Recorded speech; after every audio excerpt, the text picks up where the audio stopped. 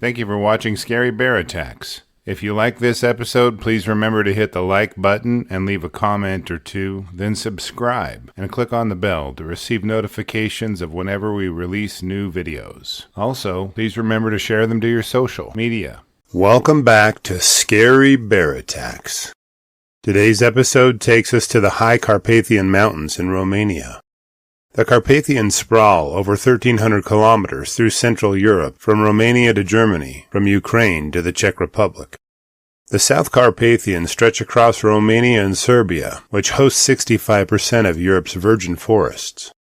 With peaks that rise over 8,300 feet in elevation, the Southern Carpathians are as wild and untouched by civilization as anywhere in the world. Romania is famous for its wilderness and hosts one of the most known regions, Transylvania. The rugged mountains here host wild boar, red deer, roe deer, chamois, and bison. Predators, including humans, have hunted here for untold eons in pursuit of them. Wild mushrooms and truffles provide nearly every animal in the forest food, and berry bushes yield blackberries, huckleberries, and whortleberries in their season. Predators here include 3,500 wolves, 2,400 Eurasian lynx, and 8,000 brown bears. On May 14, 2023, 63-year-old Andreas Kieling was several days into a photography expedition near the border of Romania and Serbia. Andreas was an award-winning documentarian who filmed and photographed nature and hosted Kielings Wild World in Germany. He lived in the town of Hummel in Ahrweiler district and was a celebrated author and lecturer regarding nature and conservation. He was so celebrated in his nation that he was awarded the Federal Cross of Merit in October 2015, a high honor for 32 years of work. His pursuit of nature had taken him all over the world, and his travels were not without danger. Brown bears had attacked Andreas on 2 different visits in Alaska, but his passion for photography and videography was undampened by the terror and pain.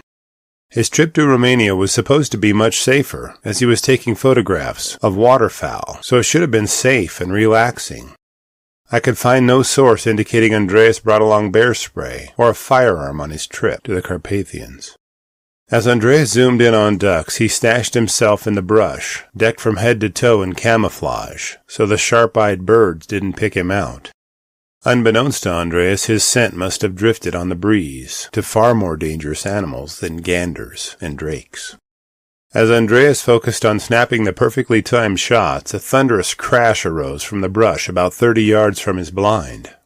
Glancing up, he saw a huge and angry brown bear bounding toward him.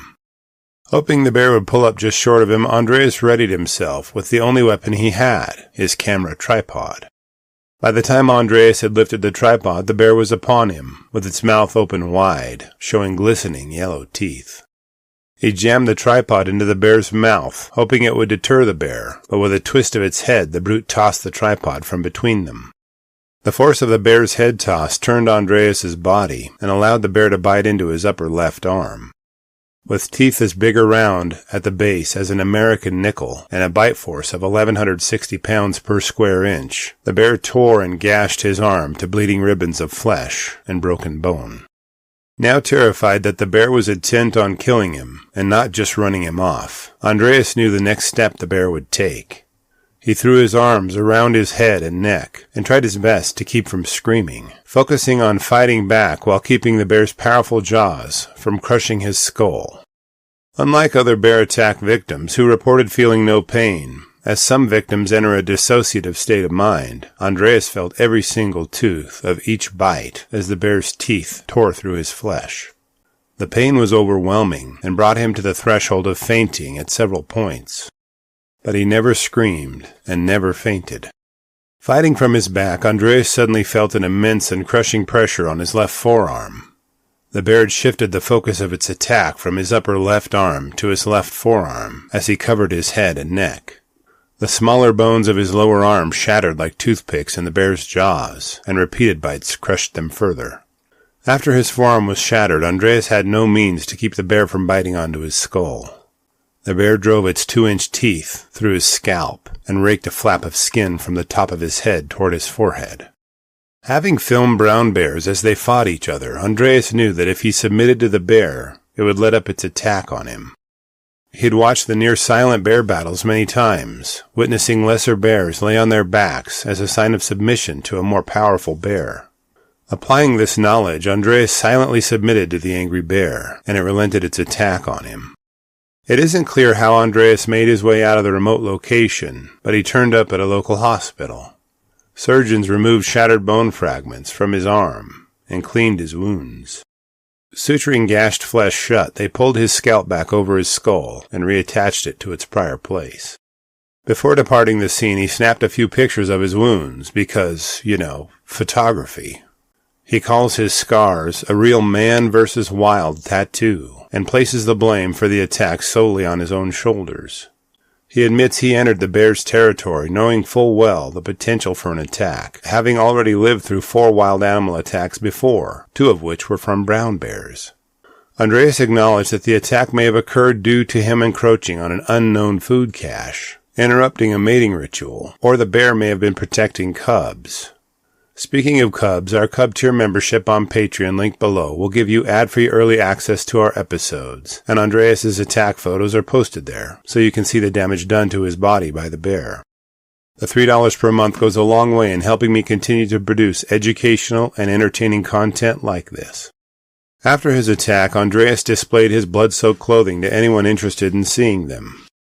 After his release from the hospital, a Good Samaritan was generous enough to drive him the 22 hours back to Hummel. Andreas describes bears as existing in a parallel society. He notes that they see humans as just another predatory species, like wolves or lions. His statements allude to the possibility that the bear attacked him out of territorial motives. Between 2004 and 2021, Romania was the site of 240 bear attacks on people. These attacks led to 22 deaths and 274 injuries. In the year of 2023, Romanian wildlife officers processed around 7,500 emergency calls reporting brown bear activity. After reviewing the facts surrounding this episode, I'm left with a few questions for you. Why wouldn't a successful photographer who had experienced 4 other animal attacks bring along bear spray? Why do you think the bear attacked Andreas? Did the photographer's submission bring the bear attack to an end?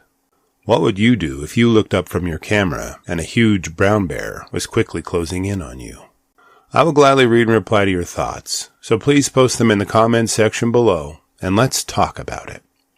Thank you for watching Scary Bear Attacks. If you've enjoyed this episode, please consider clicking on the like button and clicking on the bell icon. We'll help you know when we post our new episodes.